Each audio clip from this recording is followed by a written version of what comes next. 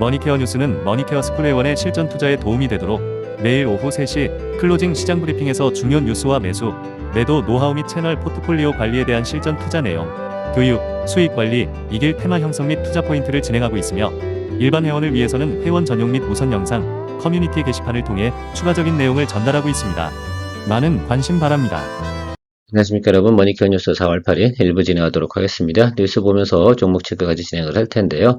최근에 시장 상황을 한번 생각해 보면 오늘 시장도 조금 반등이 좀 들어오죠. 그만큼 사람들이 어떻습니까? 이렇게 불안한 장세 속에서도 리바운딩은 언제 들어오는가 이런 것들을 기다리고 있다라고 저는 생각을 하고 있고요. 특히 외국인 같은 경우는 한국이 좀 매력적인 구간에 들어섰다라고 한다면 분명히 매수세가 들어올 가능성은 상당히 높습니다. 그 점은 과거나 지금도 최근에도 다 그런 현상들이 나타났기 때문에 우리가 기다려야 되는 시점은 바로 그런 시점이지 않을까 이렇게 보고 있고요. 그러니까 너무 조급한 마음 갖지 마시고요. 분명히 우리가 매력적이다라고 생각하는 구간에서는 외국인 매수가 들어옵니다.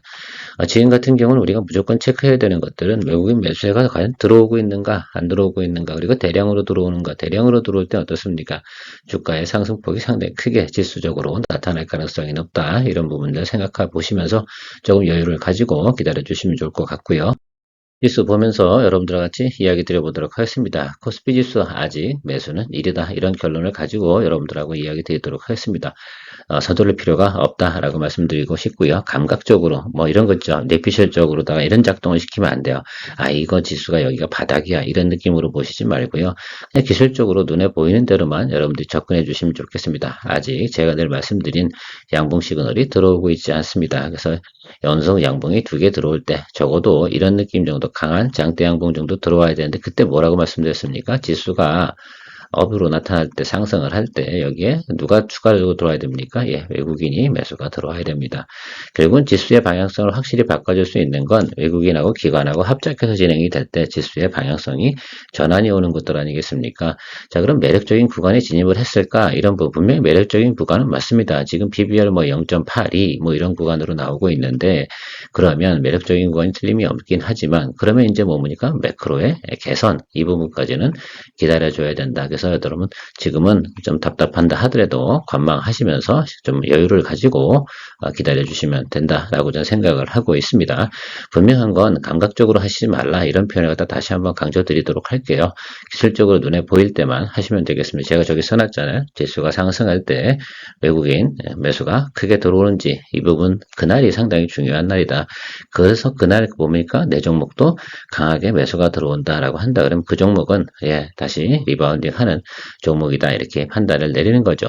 우리가 투자를 할 때는 보면 확률적인 부분이 상당히 높은 거 아니겠습니까? 이런 상황에서 이렇게 나타날 때 우리가 수익화될 수 있는 구간이 좋다, 이런 확률적인 부분을 항상 생각하시면 좋겠습니다.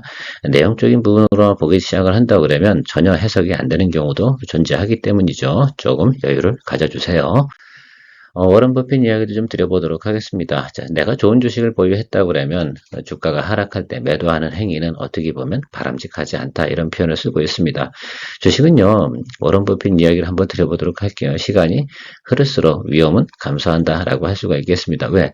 일단 이런 생각을 해보자고요. 영업이익률이 10%가 나오는 거예요. 그러면 이런 것들은 어떻게 됩니까? 지속적으로 매년 10% 나온다고 한다 그러면 이 밸류에이션이 계속 주어지지 않겠습니까? 그러면 주가가 시간이 흐르면서 어떻게 돼요? 그 밸류에이션에 맞춰서 상승하게 되어져 있다는 사실을 잊지 마시기 바랍니다. 워런 버핏이 이야기한 것은 바로 그런 것들이죠. 그런데요, 만약에 여기에 영업이익률이라든지 성장률, 이런 것이 존재하지 않는 회사예요. 그런 종목들 같은 경우는 보통 정리를 해주는 게 맞죠. 제가 며칠 전에도 루닉 같은 경우는 손절 처리한 이유가 뭡니까?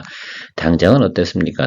미래 성장성은 좋지만 지금 우리가 밸류에이션을 평가를 할 때는 당장 적자 기업이기 때문에 우리가 이것을 갖다가 턴어라운드 할 수 있을 때까지 시간을 오래 들고 가서 바로 답이 나온다, 이렇게 볼 수는 없거든요. 보통 보면 장이 안 좋아졌을 때 가장 좋은 것은 현재 실적이 잘 나오고 있는 것들이 항상 리바운딩이 강하게 나온다. 그래서 여러분들께서 보유한 종목들 중에서 이렇게 좀 생각을 해보세요. 실적 가이던스나 현재 실적이 잘 나오고 있는 종목이야 라고 한다고 하면 너무 크게 걱정할 필요는 없다. 왜? 지금 같은 상황에서 실적이 잘 나오고 있는 것들이잖아요. 물론 관세 이때 영향을 갖다 크게 받는 종목들 같은 경우는 미래 가치가 좀 빠지겠죠. 그렇다 하더라도 그의 영업이익이 그걸 감소한다 해도 영업이익이 나오는 회사들 같은 경우는 시간이 보통 짧게는 안 걸려요. 그렇죠? 보통 밸류에이션을 제대로 다시 또 리레이팅 하거나 이렇게 진행하려고 한다 그러면 두 분기, 세 분기 이렇게 지나가면서 개선이 되는 것들이니까 그 점들은 참고해 주시면 좋겠습니다. 그래서 사실은 지금 주가가 먼저 선반영에서 쭉쭉 빠져버리고 있는 부분도 발생하는 요소가 바로 그런 이유 때문이다라고 보시면 좋을 것 같고요. 최근에 나온 뉴스 중에 이렇게 트럼프가 정책을 펼쳐나가면 경기 침체 먹구름이 들어온다. 그렇게 되면 연준은 6월부터 금리 인하를 갖다가 좀 많이 진행할 수밖에 없다. 이런 내용들이 나오고 있는 내용입니다. 그 JP 모건에서 나온 리포트 내용을 갖다 기사로 나온 건데요. 제가 볼 땐 그럴 가능성이 농후하지 않겠습니까? 적어도 트럼프가 기본 관세 정도는 충분히 부과하고 진행할 거고 나머지 협상에서 상호 관세 진행하는 것들은 나머지 정리가 어느 정도 되어 가겠죠.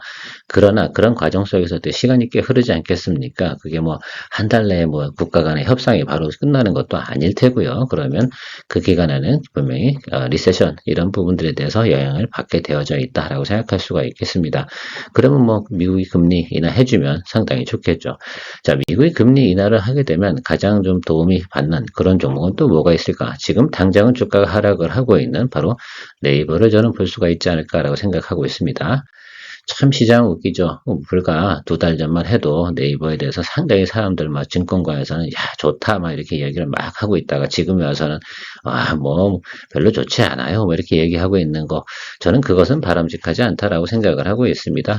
그런 부분들이 좀 이상하지 않을까. 오히려 저는 이 구간 이후부터는 제가 볼 때 밸류에이션이 좀 과도했다 그래서 네이버 같은 경우는 여러분 이야기도 드리진 않았는데 이럴 때가 상당히 좀 조심해야 되는 구간이다라고 생각할 수가 있겠습니다. 특히 저는 이렇게 생각을 해요. 이렇게 좀 대형주에 해당이 되는 부분 아니겠습니까? 그런데 이런 종목들이 주가가 위로 장대양봉 치면서 올라가는 그 구간에서는 드디어 뭐 우리가 기술적으로 좀 생각해 보거나 경험적으로 보면 버블이 좀 끼는구나 라는 부분을 생각해 볼 수가 있겠습니다. 그래서 여기 이 부분은 좀 잘라내고 보도록 할게요. 그렇다 하더라도 1단과 2단 하락 들어와 지금 3단 하락재 들어가는데 요 위에는 제가 볼 때는 해석할 필요가 없는 부분이라서 지금 1단과 2단 구간 들어오고 있거든요. 그래서 222동평에서 하방으로 이렇게 들어오는 구간, 이 구간이 들어오게 되면 어떻게 돼요? 매력적인 구간으로 또 들어오게 됩니다.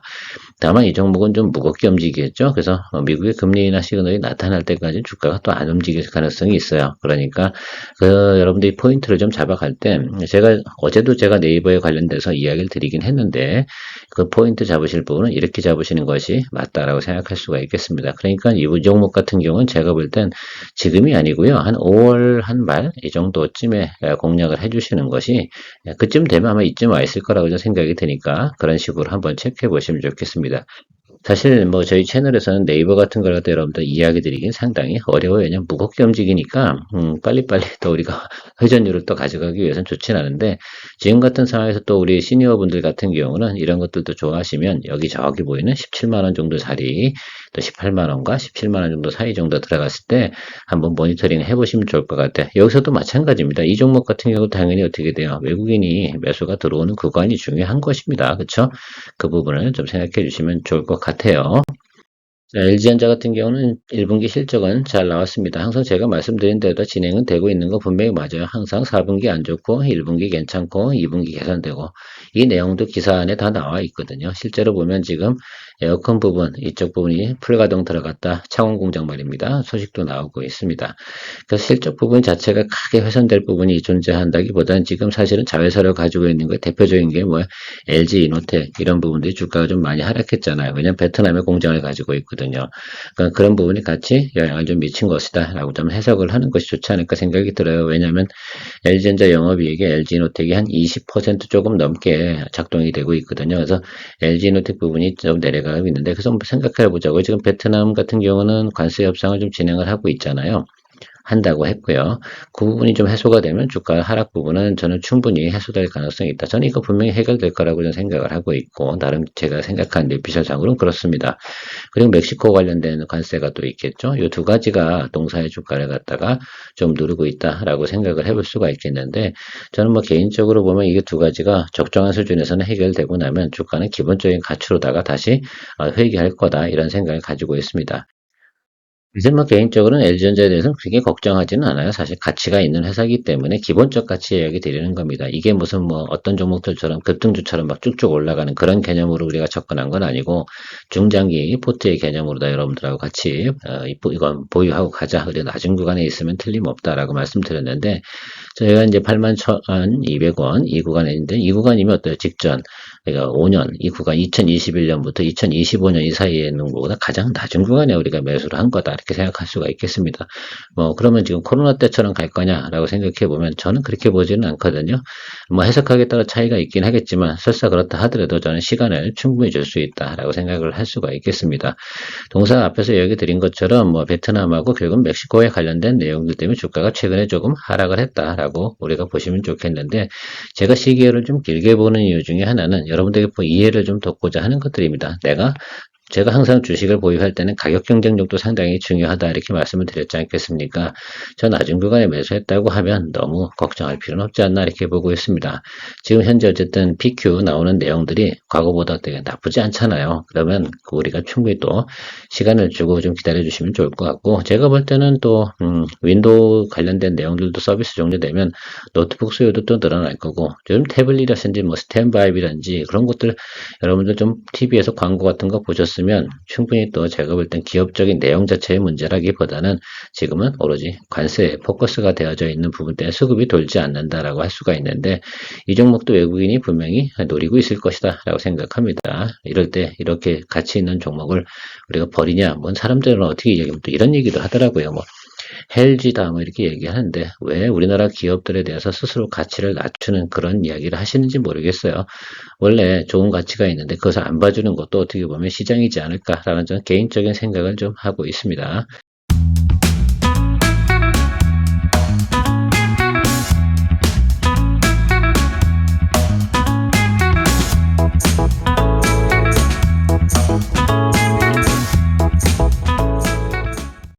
미국에서 이번에 중국산 관련된 부분에서 배터리 관세 이거 축소될 것 같습니까? 안 될 것 같습니까? 제가 볼 땐 이 부분은 미국이 봐줄 것 같다는 생각은 가지고 있지 않아요. 그래서 우리가 반사이익을 갖다가 LG에너지 솔루션이나 SK온, 삼성 SDI 리포트들을 보면 올해는 목표가 지금 ESS 수주를 크게 늘려서 자동차 부분에서 좀 하락하는 부분들을 커버링하는 그런 쪽 계획들을 상당히 많이 발표하고 있습니다.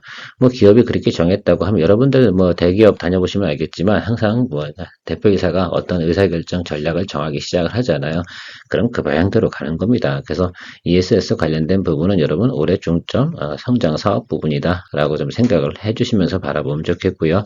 어쨌든 뭐 중국 LFP 배터리가 좀 포인트가 좀 되는데 한국도 이제 LFP 배터리 생산을 하기 시작을 하지 않습니까? 그러면 더더욱 경쟁력은 같이 가져가고 있지 않나라고 생각하고 있습니다.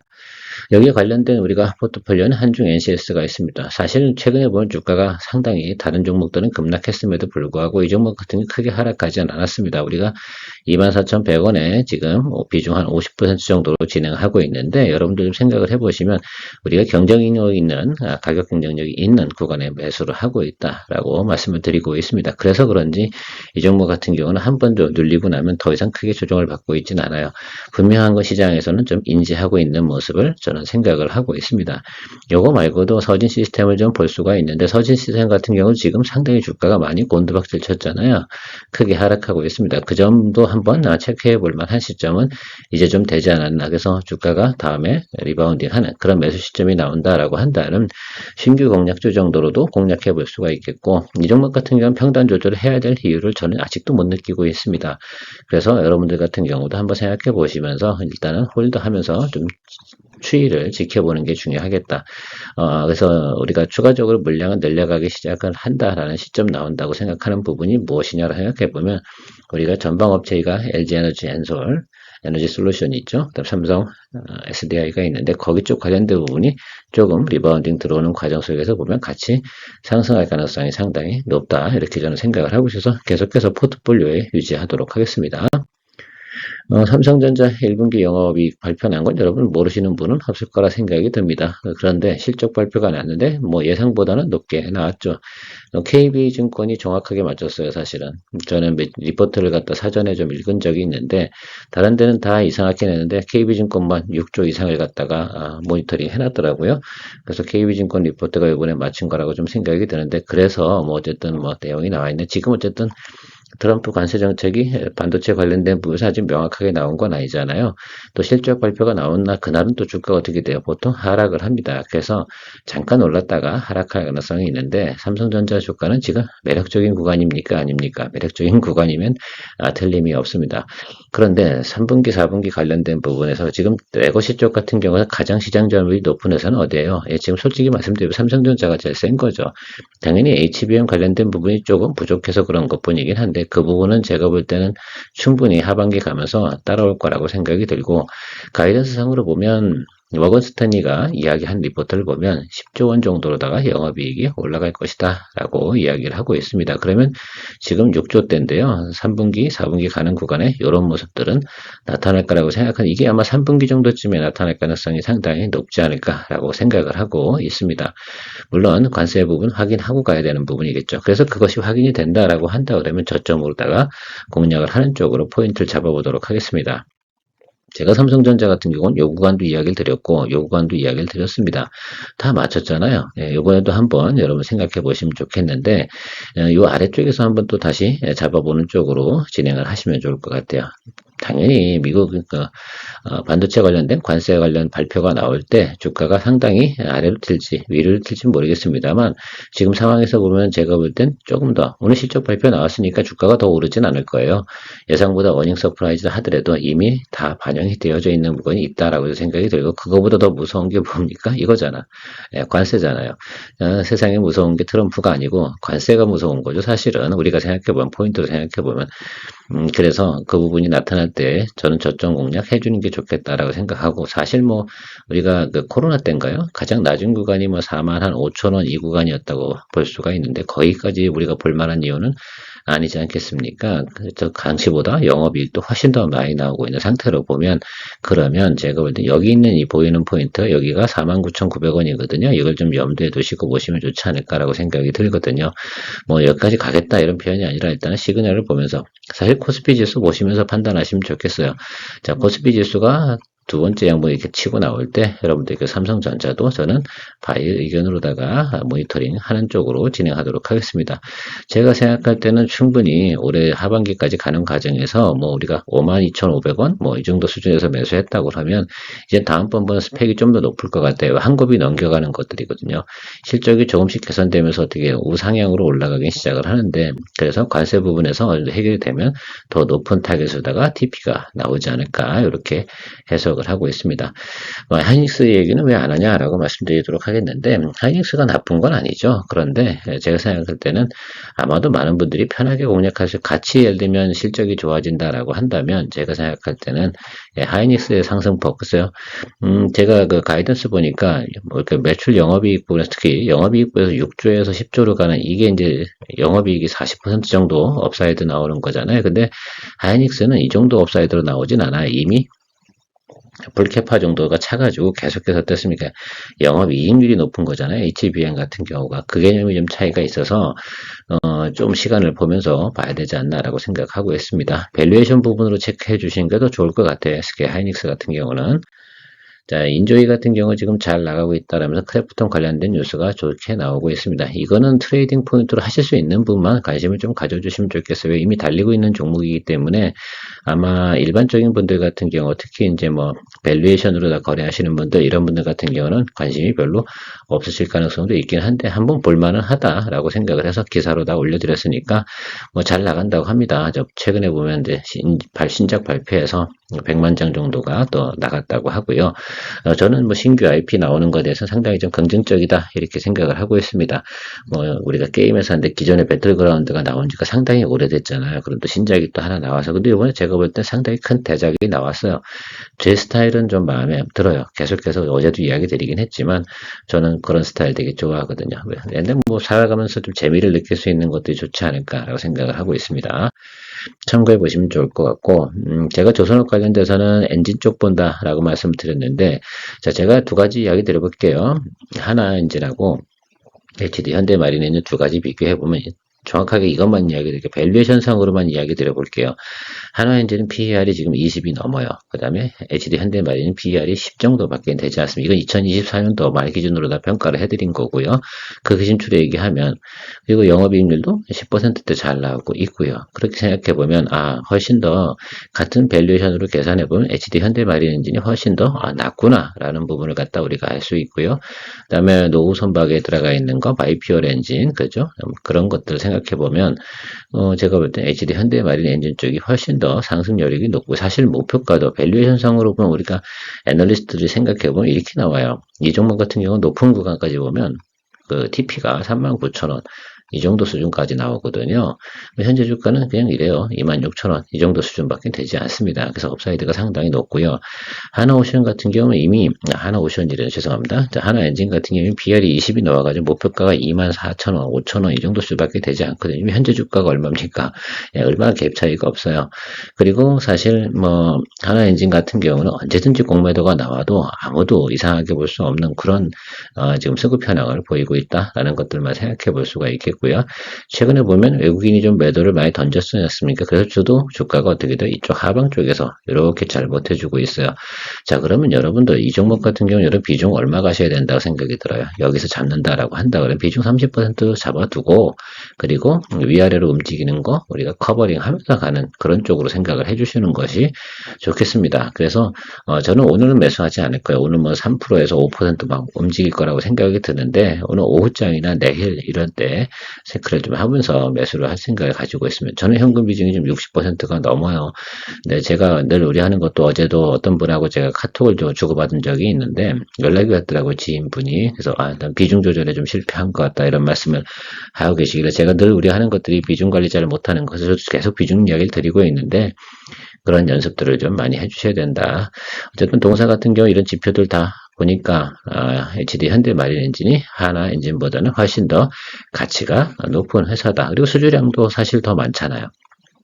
그죠? 그래서 그런 것도 좀 생각을 해보면 우리 힘센 엔진을 생산하는 HD 현대마린 엔진이 좀 긍정적이다. 엔진 부분에선 이렇게 보고 있습니다. 어제 HD 마린 솔루션을 정리했기 때문에 뭘로 갈까라고 하면은 저는 HD 현대마린 엔진으로 좀 정했습니다. 전체적인 그리고 리포트 내용도 이런 식으로 나온다. 그래서 노이도 좋고 매부도 좋고 이런 내용도 나오고 있고요. 그런 내용들 다 생각하셔가지고 여러분들 포인트 잡아보시면 좋겠습니다. 왜 전방업체는 왜 안 잡냐 이렇게 생각을 해보면, 전방업체 같은 경우는 밸류에이션 부분들이 제가 볼 때 제가 생각하는 기준에서는 조금 높아요. 그래서 요것들은 우리가 추세적으로 상승할 가능성보다는 영업이익률 이런 거 따지는 것이 아니라 우리가 주식을 매수해서 수익화 시켜낼 때 수익성이 어떤 게 더 좋을까라고 생각해보면, HD 현대마린인지 저만 이렇게 보는 건 아니지 않겠습니까? 다른 전문가들도 볼 때는 이거 밸류에이션이 같은 거면 얘가 더 낮은 거야. 그러면 여기에 매수가 들어오는데, 그거를 자주 보는, 밸류에이션을 자주 보는 사람들이 누굴까? 바로 그 외국인이지 않겠습니까? 그런 점들을 좀 생각해서 저는 밸류에이션이 낮은 HD 현대마린 엔진 같은 경우 밸류에이션 높게 보면 어디까지 보겠어요? 15 이상 충분히 볼 수 있지 않겠습니까? 자, 그렇게 생각해보면 적어도 35,000원 이 정도까지는 우리가 볼 수 있는 종목이면 틀림없다. 다만 매크로만 개선이 된다라고 한다고 하면 충분히 저는 기대해볼 만하다라고 판단 내리고 있습니다. 참고해 보시기 바랍니다. 오늘 2부 시간에는 여러분들 또 오늘도 글쎄요, 종목을 갖다 특별히 예를 들면 모니터링해서 특별히 액션을 취할 것이 많지 않다라고 하기 때문에 제가 말씀드리고 싶은 건 중요한 내용들만 또 발췌해서 간단하게 이야기 드리는 시간 가져가도록 할 거고요. 통상적으로 제시에 이야기 드리는 여러분 브리핑 시간에 좀 더 제 의견을 피력해 드리도록 하겠습니다. 케어만 있습니다. 좋은 하루 되십시오. 머니케어 뉴스 회원 가입 방법 안내드립니다.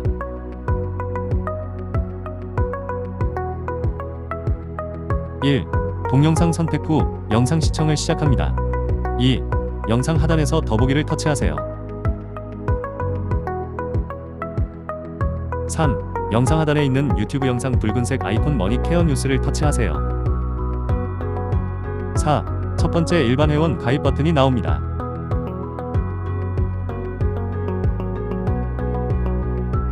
5. 아래로 화면을 내리세요.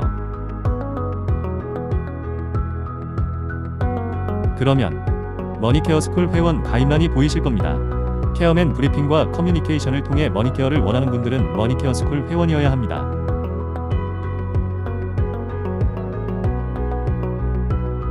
관심을 가져주셔서 감사합니다.